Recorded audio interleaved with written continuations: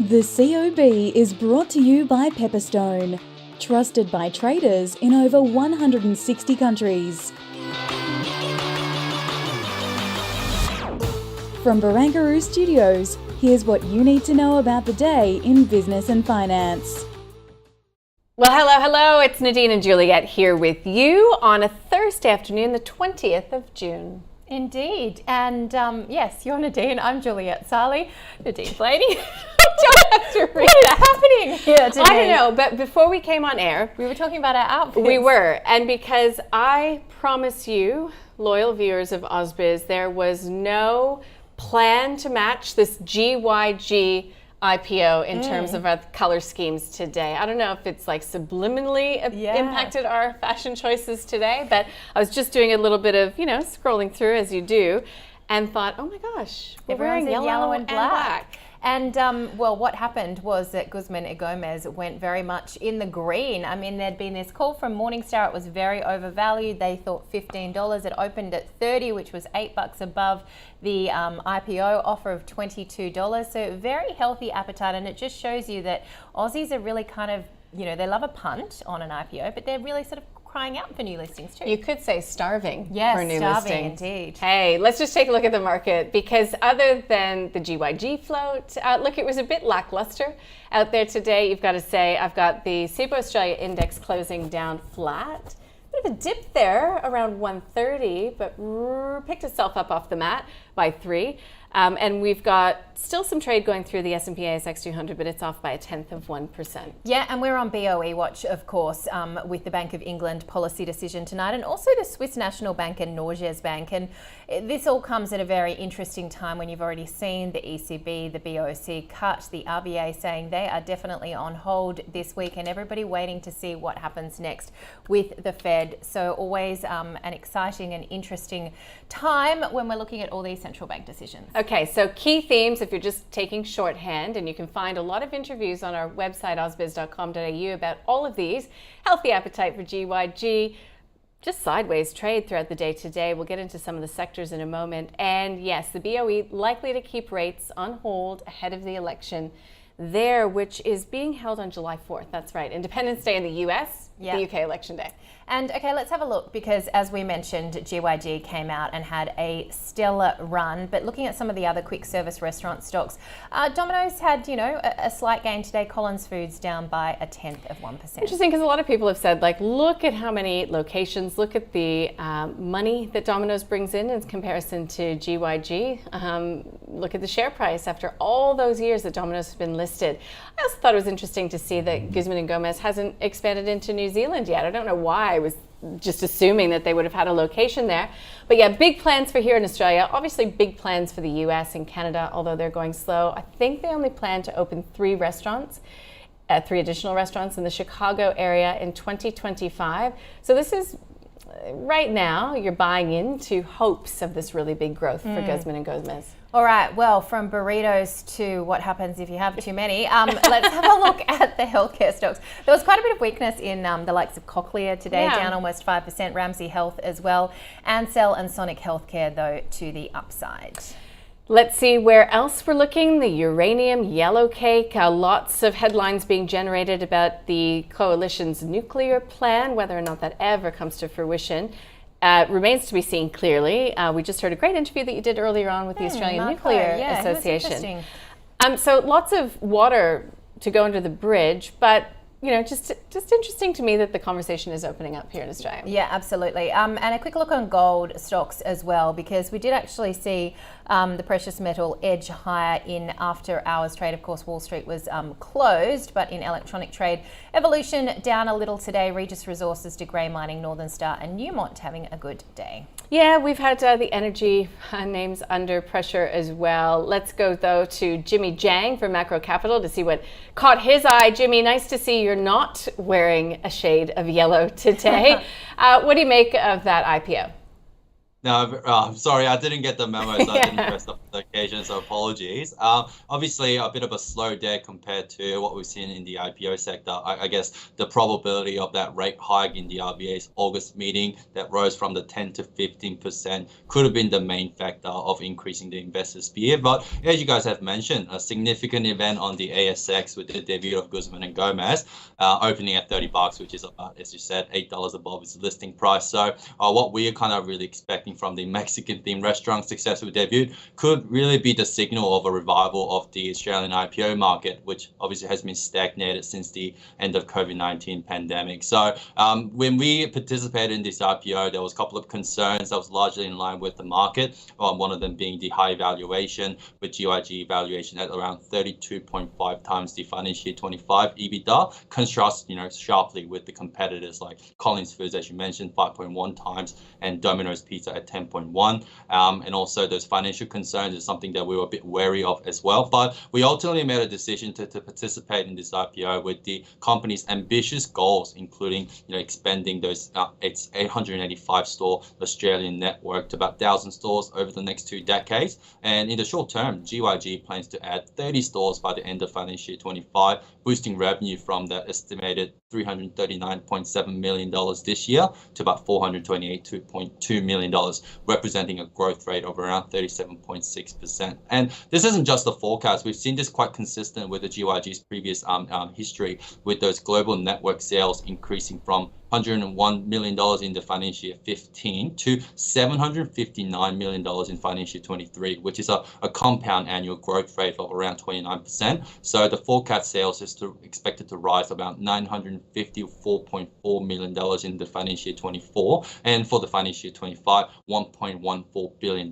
which is marking about 50% increase between financial year 23 and financial year 25. So we're very comfortable with that, as we participated to that. Good day. Yeah, okay, so it really does seem like there is appetite, I can't get past these puns, for this stock, not just for the fact that it was a new listing in a year that we've seen very little come to market. What is the concern though when you look at, say, the likes of Morningstar saying it should be worth half what it traded at today, or in fact just the overall theme of, some of these weight loss drugs on quick service restaurants as well? Of course, we definitely can't ignore those analyst reports and the concerns that they're raising, especially as you mentioned, those weight loss drugs that we've introduced in the US. A majority of these food-related stocks over in the US has been one of the company that suffered from the reports that we've seen. But you also need to remember those EBITDA. It was a pro rata, so you got to from format. Sorry, so you got to be ensured that when you look at this report, you really delve deep into how this valuation actually came through. Also, as we have to do with many other companies that we buy in our portfolio, you also need to look for the outlook of the company as well. So some of the outlook that I mentioned just earlier was a very obviously tip of the iceberg of the due diligence that we've done on the GYG. But not to also mention that was one of my favorite stocks that I was looking forward to participate in these IPO since last year. So it's really good to kind of get into it right now. All right, so we will keep an eye on GYG and write down everybody's predictions that this is the opening of the IPO market in Australia, because we have seen false dawns before. Let's get into some other companies that are on your radar right now. Audinate, this is a real viewer favorite here at ausbiz. Jimmy, what are we looking at? Audinate has been one of our favorites as well. It's good to know that was a viewer's point at the same time, especially with the potential rate cut that we're expecting over in the US. We use a top-down approach at Macro to ensure that we find the rich sector we want to allocate our clients' assets into right now. And it's definitely the tech sector, especially with the recent AI boom that we're seeing over in the NASDAQ index. So first of all, Audinate, we love the technology. So the main technology is Dante, digital audio networking through Ethernet that allows those audio signals to be sent and received over the standard computer data network, just like the antenna cables that we use for our computers at home. So their technology has been widely adopted in the professional audio industry, and it's used in various applications such as live sound, broadcasting, recording studios, conferences, and even in the educational setting. So many well-known companies in like the audio equipment businesses have embraced Dante and integrated into their products.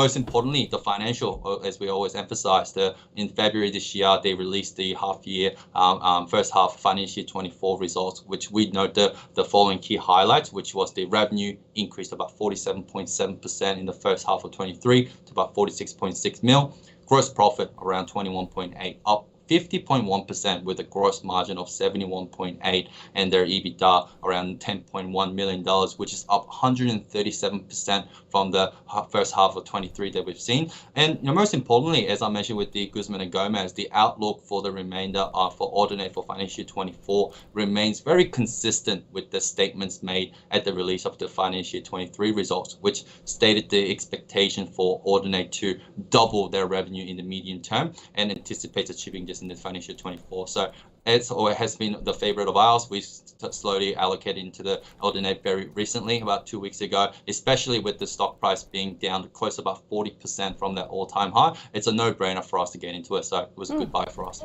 All right, so there's a couple of good buys. What about overall, Jimmy, though, when you're looking to the fact that, what are we now, June the 20th? 10 days left till the end of the financial year. I mean, we were talking to one of your colleagues the other day saying, there's kind of a lot of sitting on hands around at the moment too. Yeah, one of the probably, as I mentioned, with one of the rationale as to why we got into Audinate was that top-down approach. So the tech sector, definitely we are keeping a very close eye on some of the names, like WiseTech could be another name that we're looking at right now. But again, we want to look into some of this industrial sector that's very cyclical and defensive against the volatility if, for example, RBA decides to raise the rate end of this year. So I briefly spoke about this the other day, ausbiz, like Kelly Partners Group, fantastic name in an accounting industry, probably the only stock in the ASX market that pays a monthly dividend, and also the management and the business model the accounting firm is offering to the market is just exceptional for us to buy, and fantastic management with Brett Kelly founding the company back in 2006. And also, with like what we did with Audinate, there's some really good buying opportunities in the mega cap side, like BHP down close to about 18% from its December high. So another, something that we're slowly accumulating. And also, of course, we can't ignore Woolies and Coles. That's been beating out, especially with Woolies with the media presence as well. So there's a lot of great buying opportunities in the market right now that we're keeping a very close eyes on. But recently, Guzman and Gomez was a successful one that we've seen today, and obviously Audinate, we look forward to it as well. All right, I'm getting hungry. Well, it brings it all back full circle, doesn't it? Jimmy, nice to see you. Thank you so much for joining us. Appreciate your insights and giving us a couple of good tips. Really appreciate it. All right, well, speaking of hungry and what we've been speaking about, Guzman y Gomez, of course, was the stock of the day. Joshua Barker from RiverX, Mark Gardner from MPC Markets joined Koshi with their appetite on the stock.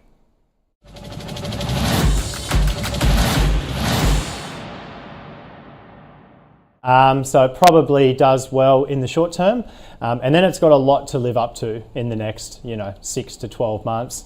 All that escrow comes off after about 13 months, so on the following financial year's reports once they're released to market. So that's when it has to stand on its own, and the sellers can come in and probably will.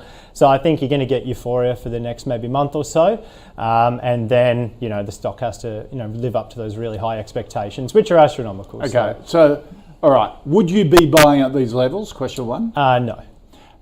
Question two: if you got a slice of the float, would you be taking profits? Yes. So yeah, look, it's a good business model, but basically with the Chipotle model, the ROI means you're basically getting your capital back within 18 months, whereas GYG is more like 51%, which pushes that out to 2 years. And the franchise models, where they were saying the valuations were wrong, was the franchise model doesn't include the cost of the premises or the real estate. So those figures are pretty rosy.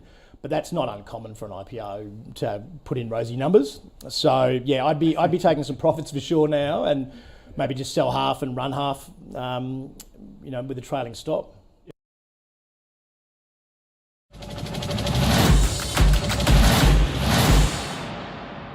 All right, well, that was a lot about burritos.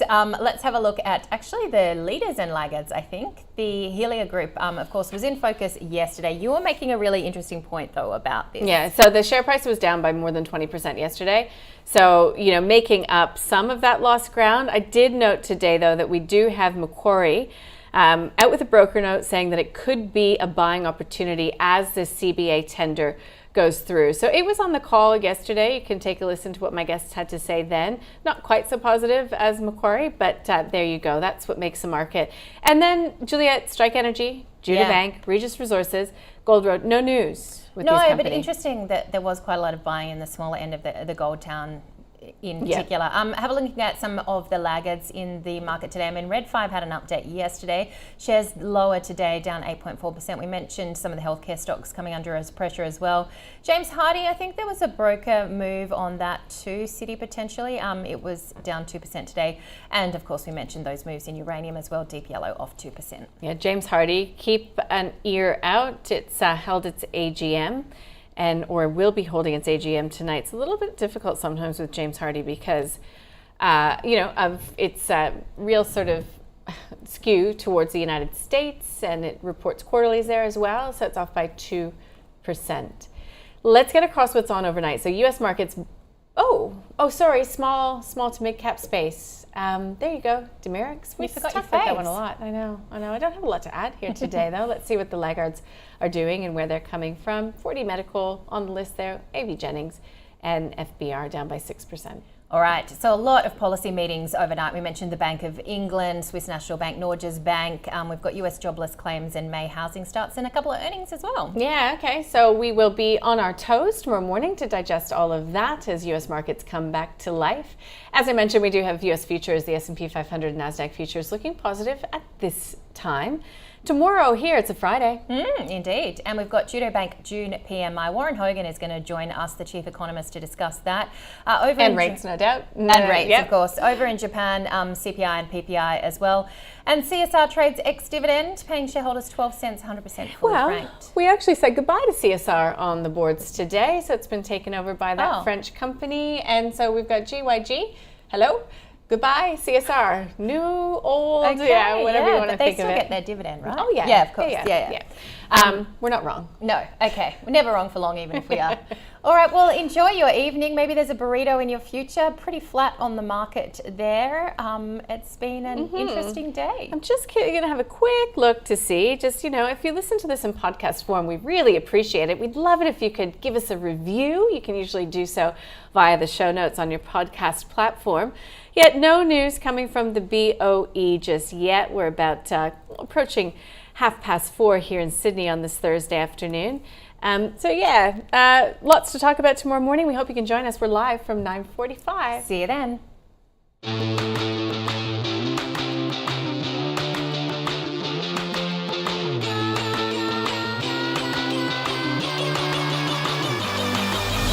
The COB is brought to you by Pepperstone, trusted by traders in over 160 countries.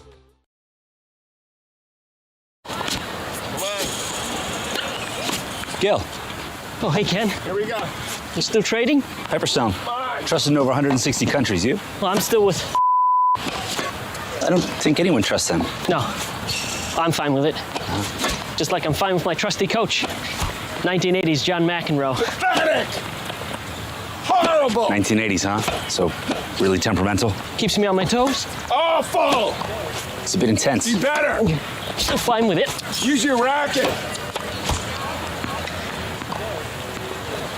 He's just staring at us. Yeah, sometimes he yells and then sometimes he just stares.